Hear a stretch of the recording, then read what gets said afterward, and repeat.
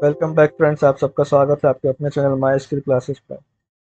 और आज हम लोग जो है यहाँ से मैं पहले पेन ले लेता हूँ। तो ये हमारी एंड्रॉयड की सीरीज चल रही है और इसमें हम लोग जो है 4-5 चैप्टर पढ़ चुके हैं। तो ये उसके आगे के चैप्टर होने वाला है। पार्ट मैं वीडियो में डालता जा रहा हूँ कि ये कौन सा पार्ट है, और सभी सीरीज पार्ट वाइज रहेंगी ताकि आप प्ले लिस्ट उसको जब एक्सेस करें तो पार्ट वाइज अगर आप उसको व्यू करें तो आप हर एक पार्ट देखते हैं और आपको पूरा एक कॉन्सेप्ट समझ में आता है कि एंड्रॉयड स्टूडियो कैसे चलता है और कैसे हम एंड्रॉयड ऐप डेवलप करते हैं अपने एंड्रॉयड स्टूडियो में।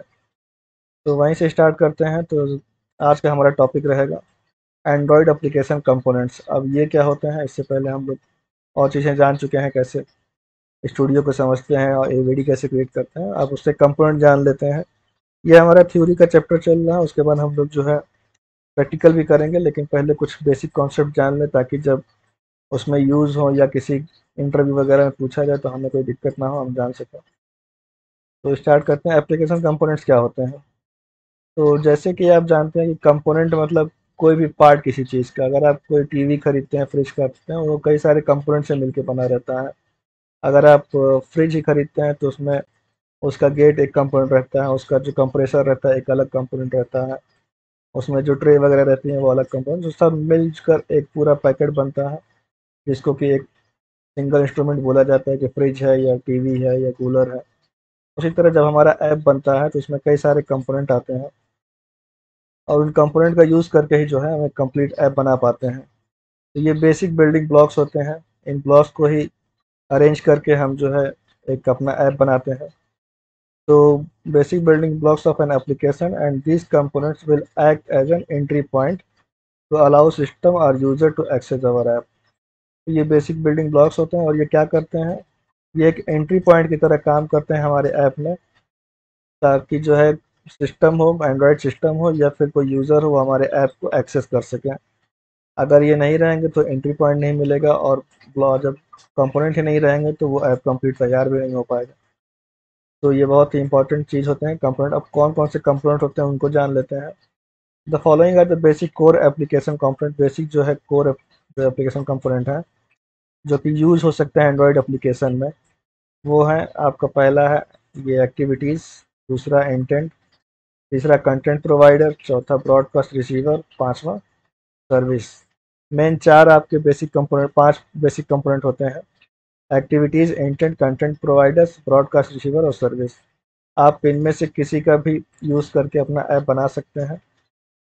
तो आप चाहे तो सिर्फ एक्टिविटीज़ का यूज़ करके अपना ऐप बना लीजिए या फिर इंटेंट का या कंटेंट प्रोवाइडर, लेकिन बेसिक एक्टिविटी तो आप में रहेगी ही और ये सब भी आपको रखना पड़ेगा।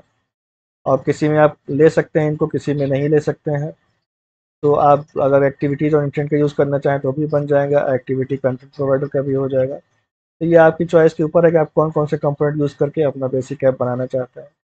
तो जैसा आपका ऐप रहेगा उसमें से आप जो जो कंपोनेंट आप यूज़ करना चाहते हैं वो पाँचों अवेलेबल है, और किसी का भी कैसे भी अरेंज करके आप उसको ऐप बना सकते हैं। अब एक्टिविटीज़ आपको लेनी रहेगी, उसमें अगर इंटेंट की रिक्वायरमेंट पड़ेगी तो आप लेंगे, अगर कंटेंट प्रोवाइडर की रिक्वायरमेंट हुई तो लेंगे, अगर आपको ब्रॉडकास्ट रिसीवर चाहिए तो वो भी लेंगे, सर्विसेज भी। तो ऐसा कोई कंपलसरी नहीं कि पाँचों लेना है, आप कोई भी कॉम्बिनेशन कर सकते हैं।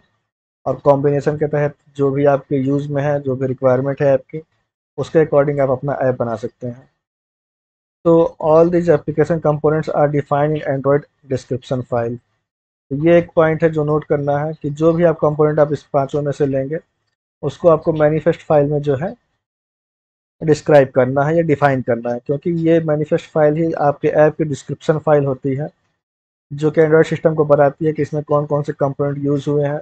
उस हिसाब से एंड्रॉयड सिस्टम उसके लिए इन्वायरमेंट तैयार करता है और उन सारी चीज़ों की परमिशन देता है या वो सारी रिसोर्स अवेलेबल करवाता है। ठीक है।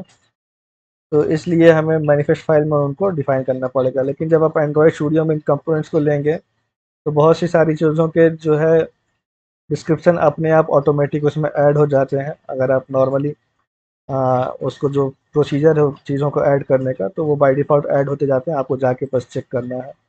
फॉर एग्ज़ाम्पल अगर हम सिंगल एक्टिविटी से कोई एप्लीकेशन बनाते हैं तो यहाँ पे आप देखेंगे कि ये डिस्क्रिप्शन फाइल में एप्लीकेशन का ये बताया कि बैकअप वगैरह ऑन है कि नहीं। तो यहाँ से स्टार्ट होता है, एक्सएमएल वर्जन कौन सा है, और इनकोडिंग कौन सी चल रही है, आपकी XML फाइल यहाँ से स्टार्ट होती है।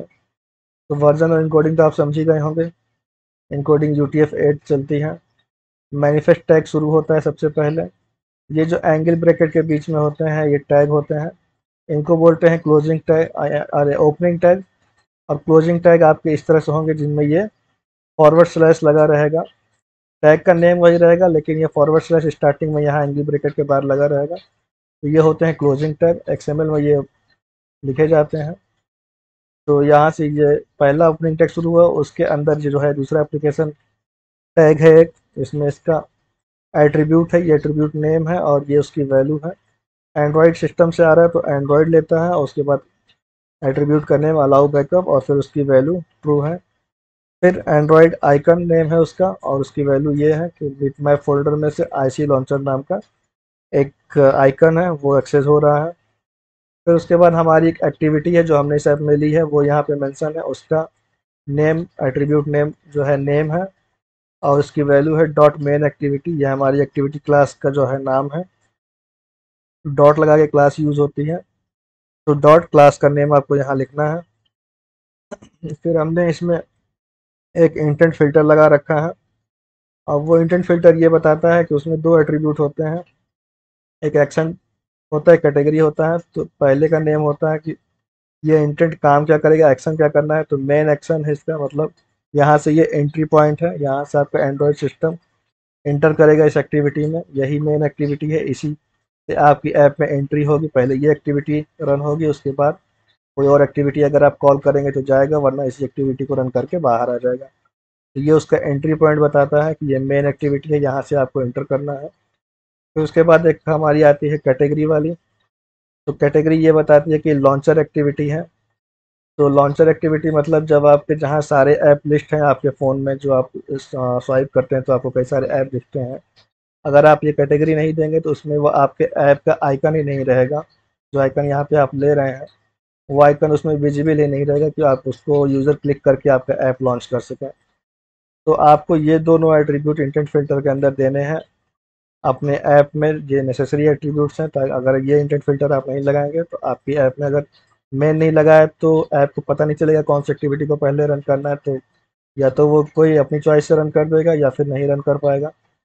और अगर आपने जो है लॉन्चर एक्टिव ये नहीं लगाया टैग, कैटेगरी वाला टैग, तो आपका आइकन डिस्प्ले नहीं होगा। तो ये दोनों आपको करना है और फिर XML को धीरे धीरे बंद करना है।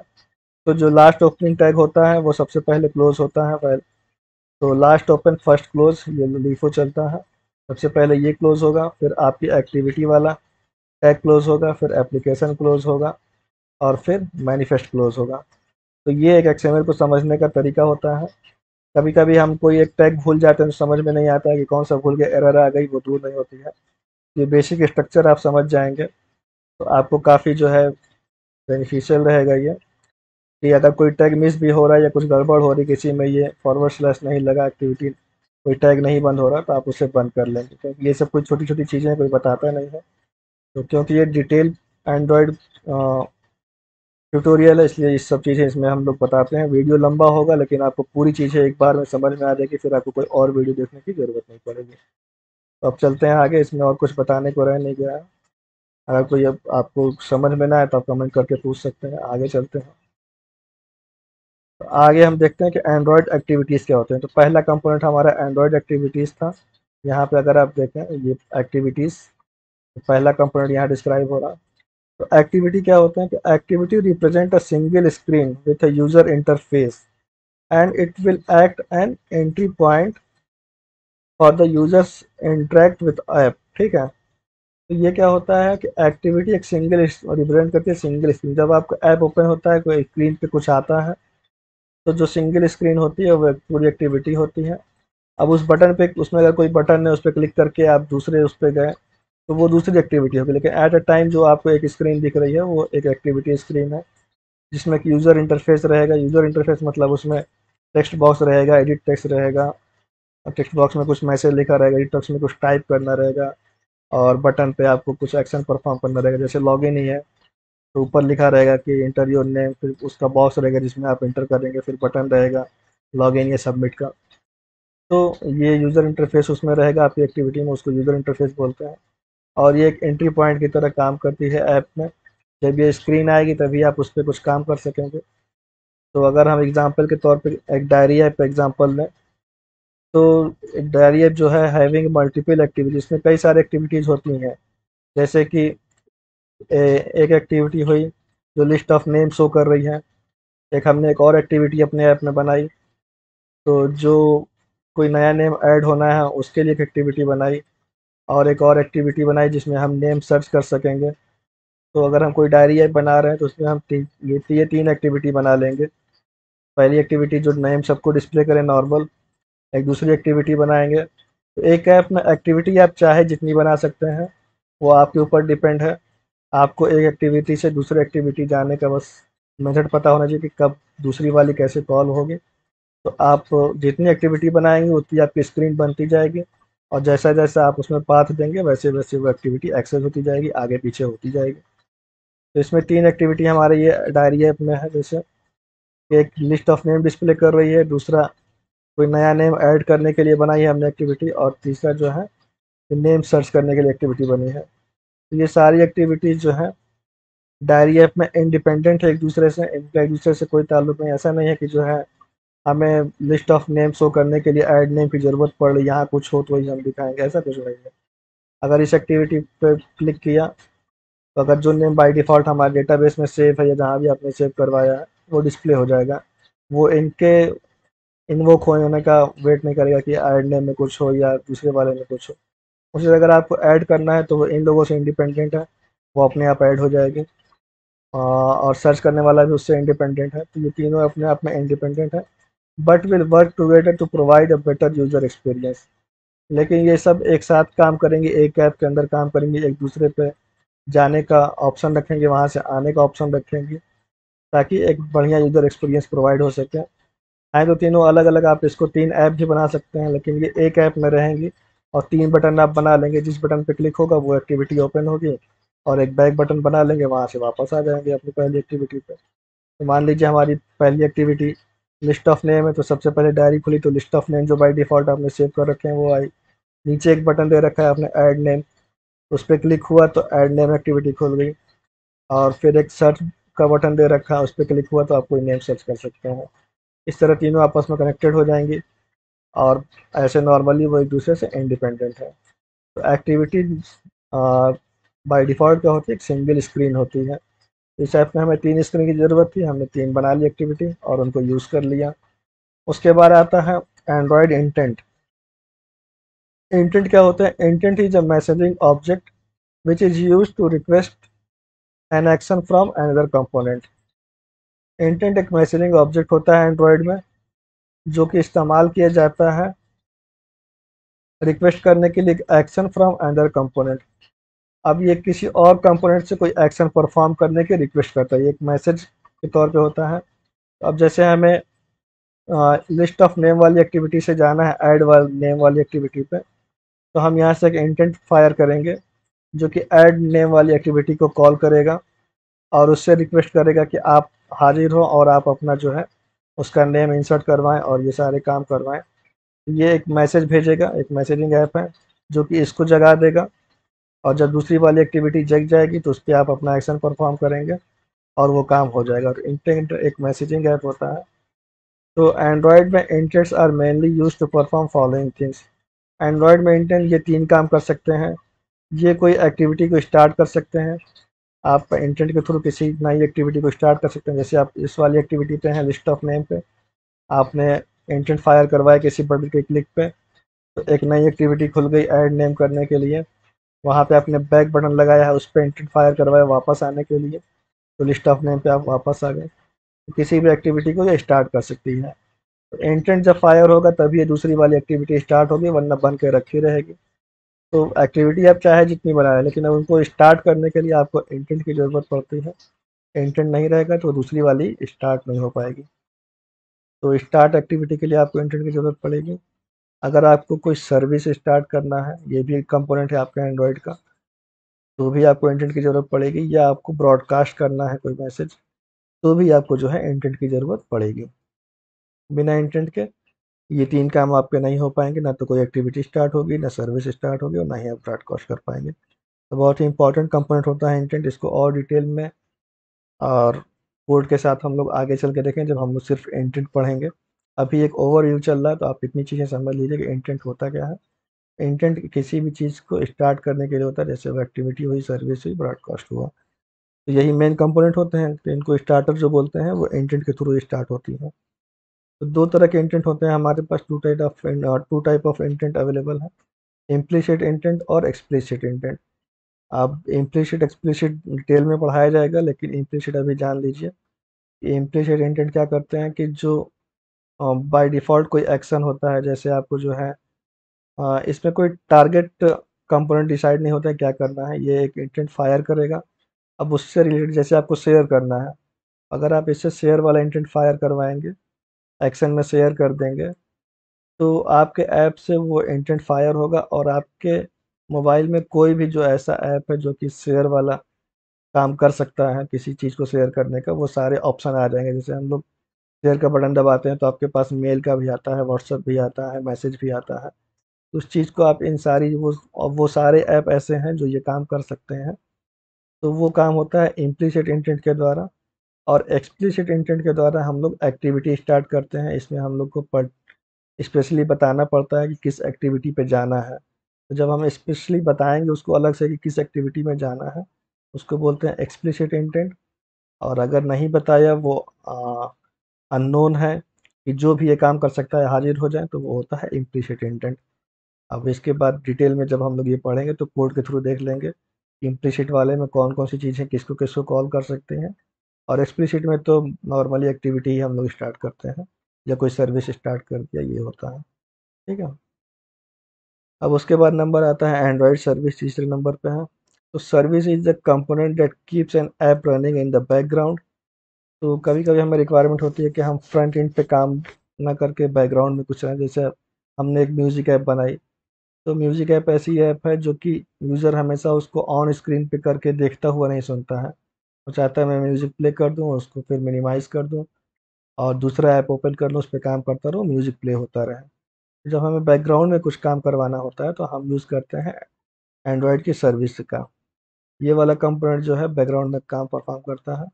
Running in the background to perform long running operation based on our requirement. तो हमारी रिक्वायरमेंट के अनुसार बैकग्राउंड टास्क परफ़ॉर्म करने के लिए सर्विस का यूज़ होता है। For example, we don't have any user interface and it will run the apps in the background like play music. तो अगर हमें म्यूज़िक प्ले करवाना है तो हमें कोई उसमें बहुत ज़्यादा यूज़र इंटरफेस की ज़रूरत नहीं है, इसको बस प्ले करवा के मिनिमाइज़ कर देना है, तो वो ऐप की वो स्क्रीन मिनिमाइज़ हो जाएगी और सर्विस ये बैकग्राउंड में रन रहेगी।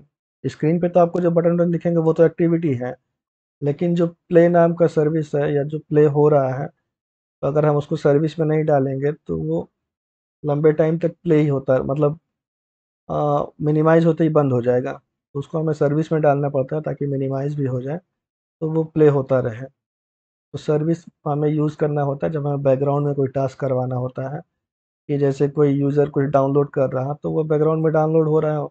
अब यूज़र किसी और स्क्रीन पे चला जाए लेकिन वो बैकग्राउंड स्टॉप ना हो। यूज़र किसी और ऐप में चला जाए, आपकी ऐप मिनिमाइज़ कर दे, बंद कर दे, लेकिन आपका जो टास्क है वो कंप्लीट होता रहे। तो वो उन चीज़ों को हम सर्विस में रखते हैं। उन चीज़ों के लिए हम एंड्रॉयड सर्विस कंपोनेंट का यूज़ करते हैं, ठीक है? उसके बाद जो है ये 2 तरह की सर्विस हो सकती है हमारे पास, लोकल सर्विस और रिमोट सर्विस, ठीक? फिर इसके बाद आता है एंड्रॉयड ब्रॉडकास्ट रिसीवर। जैसे इंटेंट जो ब्रॉडकास्ट कॉल करते हैं तो उसमें ब्रॉडकास्ट रिसीवर भी आता है। ब्रॉडकास्ट रिसीवर क्या होता है? Is a component that will allow a system to deliver events to the app, like sending a low battery message to the app.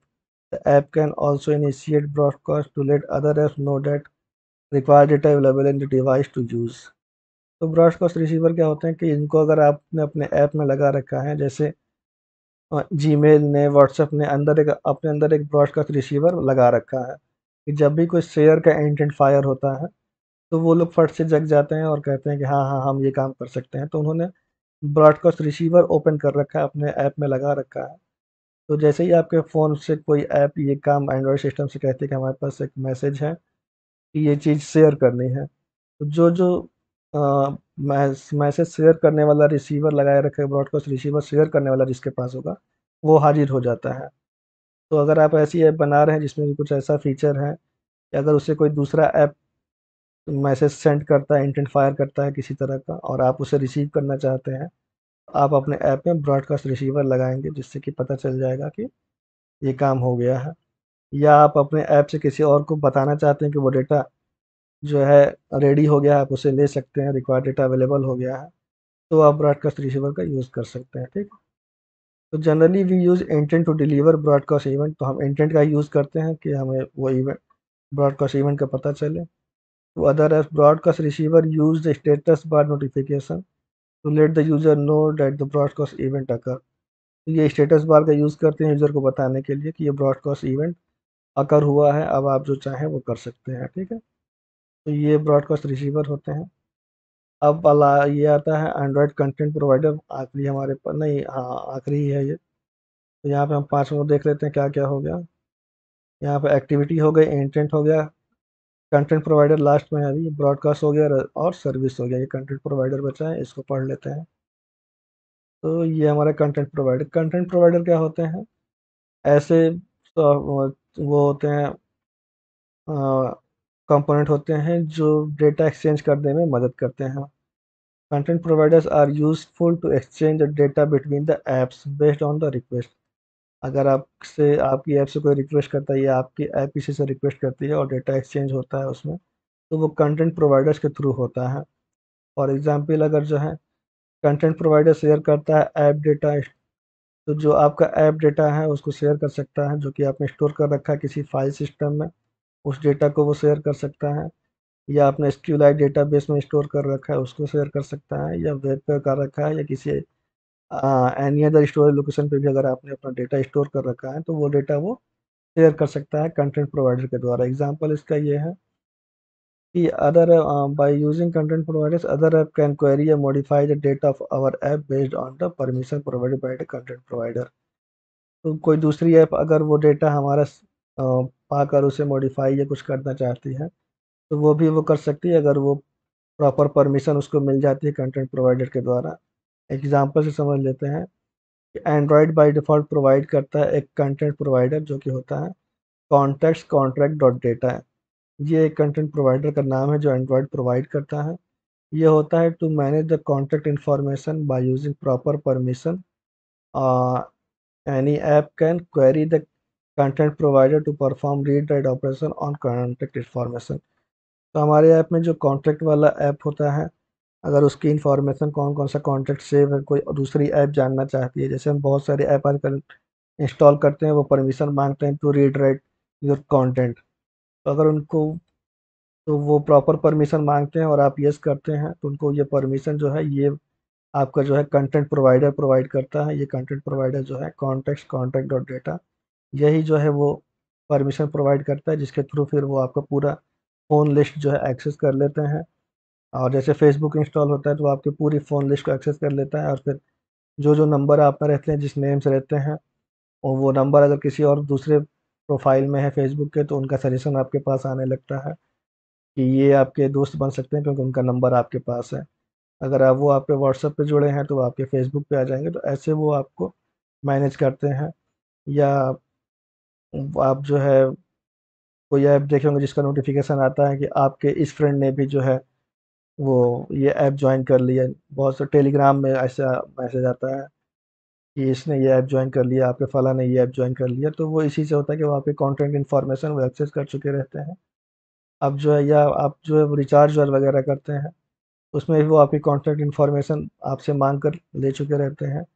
तो वहाँ पे जब आप बटन दबाते हैं तो आपकी पूरी कॉन्टैक्ट लिस्ट खुल जाती है, और वहाँ से आप जिसको भी रिचार्ज करना चाहते हैं चूज़ कर लेते हैं। अगर ये इन्फॉर्मेशन आप इंस्टॉलेशन के टाइम पे ऐप को नहीं देंगे, जो अदर पार्टी ऐप है, तो वो आपका ये कॉन्टैक्ट किसी का एक्सेस नहीं कर पाएंगे, लेकिन बिना उसके वो एक्सेस भी इंस्टॉल ही नहीं होंगे। तो ये चीज़ें इसमें होती हैं, तो वो प्रोवाइड करता है, कंटेंट प्रोवाइडर नाम ही है उसका। तो यही ये सब जो है परमिशन देता है, ठीक। एडिशनल कंपोनेंट्स आते हैं उसके बाद। ये तो अब बेसिक कंपोनेंट्स हो गए 5 हमारे, उसके बाद एडिशनल कंपोनेंट आते हैं। तो we have additional components which are used to build the relationship between the above components to implement our application logic. तो एडिशनल कंपोनेंट क्या करते हैं कि जो बेसिक कंपोनेंट्स हैं उसमें हमें रिलेशनशिप बनाने में मदद करते हैं। उनकी वजह से जो है, अब जैसे आपको एक एक्टिविटी से दूसरे एक्टिविटी जाना है, तो अगर आप उसमें बटन वगैरह नहीं लगाएंगे या तो कोई टेक्स्ट व्यू या कोई कंडीशन नहीं लगाएंगे तो कैसे जाएंगे। तो वो सब आपको लगाना रहता है, तो वो एक रिलेशनशिप मेंटेन करते हैं ताकि हम अपना एप्लीकेशन लॉजिक उस पर डेवलप कर सकें। तो सबसे पहले जैसे आपको ये फ्रेगमेंट्स आता है, फ्रेगमेंट्स क्या होते हैं कि these are used to represent the portion of user interface in an activity। तो एक एक्टिविटी है, अगर आप उसको चाहते हैं कि ऊपर के पार्ट में कुछ और आता रहे और नीचे के पार्ट में कुछ और आता रहे, आप फ्रेगमेंट यूज़ कर सकते हैं। ऊपर वाले पार्ट में कोई और फ्रेगमेंट रहेगा, नीचे वाले पार्ट में कुछ और फ्रेगमेंट रहेगा।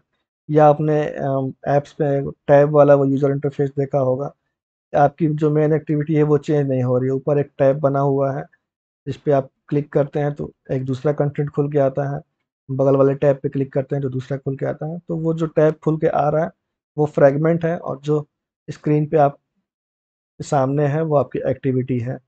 तो हर टैब पे एक फ्रेगमेंट लगा रहा है, वो फ्रेगमेंट डिस्प्ले हो रहा है। तो ये पोर्शन ऑफ यूज़र इंटरफेस, तो वो पोर्शन आपकी पूरी स्क्रीन भी हो सकती है एक्टिविटी की, और आपका कोई पार्ट भी हो सकता है जितनी बड़ी आप उसकी साइज़ और विड्थ डिसाइड करें। ठीक है। उसके बाद लेआउट्स आते हैं, ये सब एडिशनल कंपोनेंट्स हैं। तो these are use to define the user interface. अब लेआउट क्या है, ये एक्टिविटी का यूज़र इंटरफेस डिफाइन करता है कि लेआउट मतलब ढांचा कैसा रहेगा। एक्टिविटी तो एक ब्लैंक एरिया है, अब उसमें लेआउट डिसाइड करता है कि आपका जो है ढांचा कैसा रहेगा। आप सिंपल लेआउट ले रहे हैं कि आप टैब लेआउट ले रहे हैं कि टेबल वाला ले रहे हैं कि ग्रिड ले रहे हैं। अगर आपने ग्रिड ले लिया तो आपको वो चार खाने वाला ग्रिड में कहे तो आपको खाना चाहिए या वो चाहिए, वो ग्रिड लेआउट वो उसका ढांचा उस तरह हो जाएगा। अगर आपको लिस्ट चाहिए तो लिस्ट वाला लेआउट मिल जाएगा। तो लीनियर में चाहिए आपको जो है, रिलेटिव में चाहिए, कौन सा लेआउट चाहिए, तो वो लेआउट आपका ढांचा डिसाइड करता है कि एक्टिविटी का ढांचा कैसा रहेगा। फिर व्यूव्स आते हैं, व्यूव्स जो है लेआउट्स के अंदर होते हैं। ये व्यू भी जो होते हैं आपको यूज़र इंटरफेस बिल्ड करते हैं। तो यूआई एलिमेंट्स होते हैं, ये जो होते हैं जैसे बटन हुआ, लिस्ट हुआ, टेक्स्ट बॉक्स, एडिट बॉक्स, ये सब जितने भी आपके कंपोनेंट हैं जो आप जिन पे आप काम करते हैं वो व्यू कहलाते हैं। ये सब लेआउट के अंदर रहते हैं। फिर आता है रिसोर्स। अब रिसोर्स में आपकी कोई इमेज हो गई, कोई ऑडियो फाइल हो गई, या कोई और भी चीज़ें हो गई जो कोडिंग वाली नहीं है, जिनको आप डिस्प्ले करना या यूज़ करना चाहते हैं, वो एक रिसोर्स है। तो ये आपका कोई डेटा हो गया जो कि आप ये एक्सटर्नल एलिमेंट्स हैं जो आपके आप रिसोर्स फाइल में रखते हैं, उनको एक्सेस करना है। तो ये सब एडिशनल कंपोनेंट्स हो गए। तो ये हमारा आज का वीडियो था, इसमें ये हम लोगों ने सारी जो है एप्लीकेशन कंपोनेंट्स के बारे में जाना। तो सबसे पहले जाना कि एक्टिविटीज़ क्या होता है, तो सिंगल स्क्रीन होता है, इंटेंट क्या होता है जो मैसेजिंग के काम में आता है, कंटेंट प्रोवाइडर क्या होते हैं जो आपके जो है डेटा को शेयर करने में काम आते हैं, आप किसी दूसरे ऐप के साथ या आप किसी दूसरे ऐप से डेटा लेना चाहते हैं, उसके लिए कंटेंट प्रोवाइडर का यूज़ करेंगे। ब्रॉडकास्ट रिसीवर जो है, कोई इवेंट रिसीव करने के लिए आप कुछ अपने अंदर लगाना चाहते हैं, अपनी ऐप के अंदर, अपने अंदर क्यों लगाएंगे, तो ब्रॉडकास्ट रिसीवर का यूज़ करेंगे। और सर्विसेज, अगर आप कोई ऐसी फंक्शन है, कोई ऐसा कोड है जो आपको बैकग्राउंड में रन करना है, तो सर्विसेज में यूज़ होगा। तो ये इसका ब्रीफ हो गया, ये 5 कंपोनेंट का यही काम होता है। और फिर एडिशनल कंपोनेंट्स में आपके जो हैं ये सब आ जाते हैं, फ्रेगमेंट हुए, लेआउट हुए, व्यू हुआ, रिसोर्स, ये सब एडिशनल कंपोनेंट्स में आते हैं। तो ये आपको पता होना चाहिए कि एडिशनल वाले कौन से हैं और बेसिक कौन से। बेसिक 5 हैं आपके पास, एडिशनल ये हैं। तो इसी के साथ इस वीडियो को एंड करते हैं और मिलते हैं अगले वीडियो में। तब तक के लिए गुड बाय।